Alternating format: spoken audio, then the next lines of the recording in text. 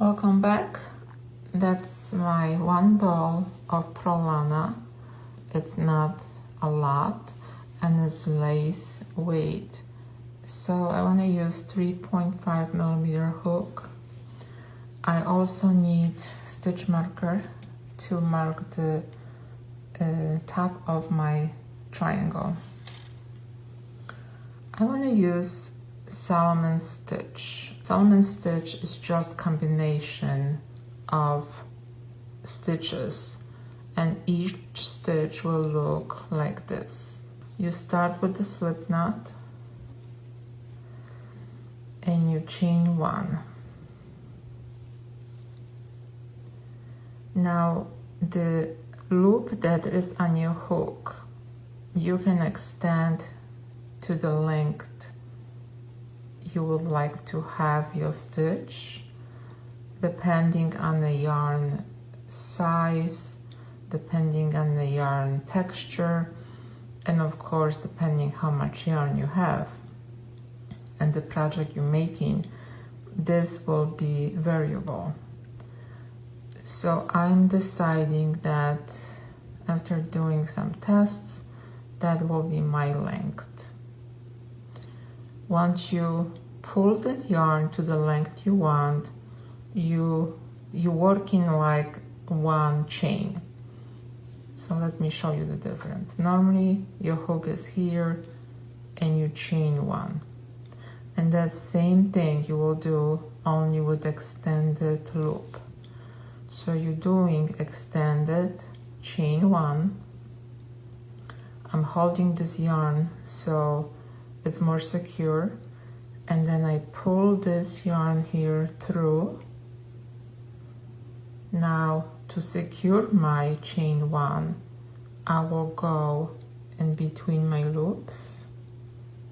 You're still pulling the yarn up, and then once you satisfied with the length of your chain, you just do single crochet. So that's the one stitch. Now Solomon stitch is combination of connecting those stitches together to make a Solomon stitch, or other name is love knot.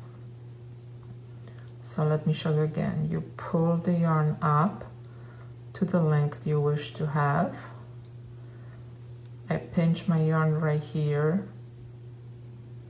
Then I pull my yarn through, and then I go back between my loops and I secure this stitch with the single crochet, and I have two. So let's continue, and you will be doing this all alone in your project. Only from time to time you will have to connect those loops together.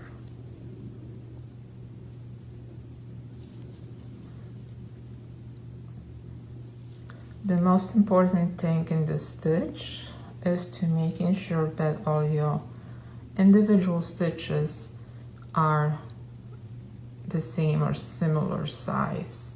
This stitch looks beautifully when you work in rows and making lace scarf. I want to make a triangle shawl, so I will go to the first stitch and I will connect that with the slip stitch. So that's part of my love knot or Solomon knot. Now when I'm holding my hook, I'm already holding one knot. I have 3 more knots. I will select this one closer to me to be the top of my triangle.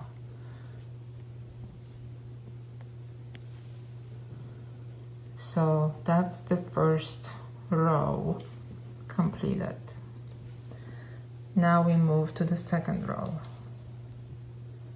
Again, we start with our one stitch that is extended chain stitch, and we secure this with 1 single crochet.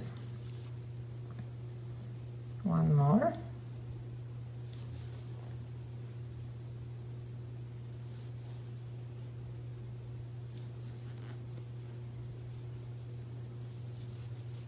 And one more.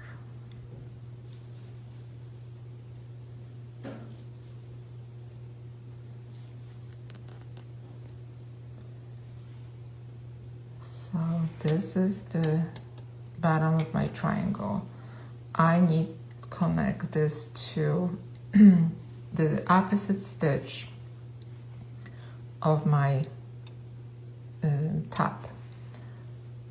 And the way I will connect will be exactly the same way. Technically, I'm making another square here. And by doing that, I'm elongating that triangle I'm making. So I have 3, and this is my 4th one already here. So I'm placing my hook through the single crochet, and I'm making another single crochet. And that's how it looks right now. I have 2 squares. I will make 3 more individual chains. So again, 1.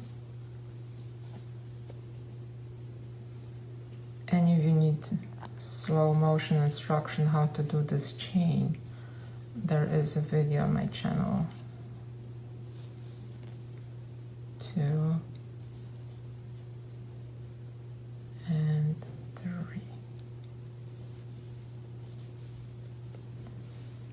And now we're connecting,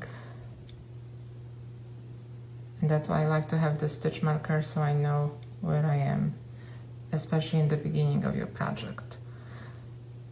So I connected to the opposite side of my top of the triangle. Now I'm connecting to the edge. So again, I have 4 stitches.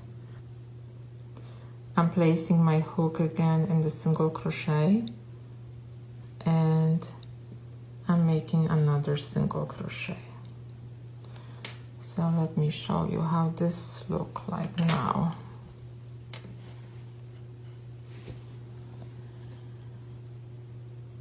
This is the top of my triangle. I will be making squares that will go like pyramid up. Now, because I want to start my row on the top in this stitch, what I do,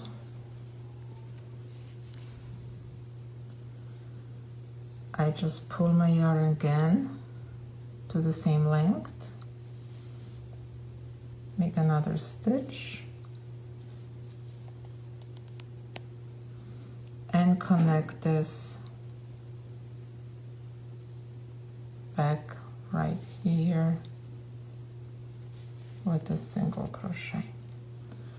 So each time you need to move your hook to the next row, you will do additional stitch so you can get your workflow up and working in rows.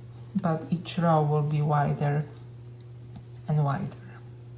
When you look at this, you already have one part of your next square. So you need 3 to connect to this one here. And when you get to the middle, you already have 2, so you will need only 2 to connect. And again, you have only 1 here, so you will connect 3, and then you bring that loop back up again. I believe this will be the end of part 1, so I will show you the next row in the part 2.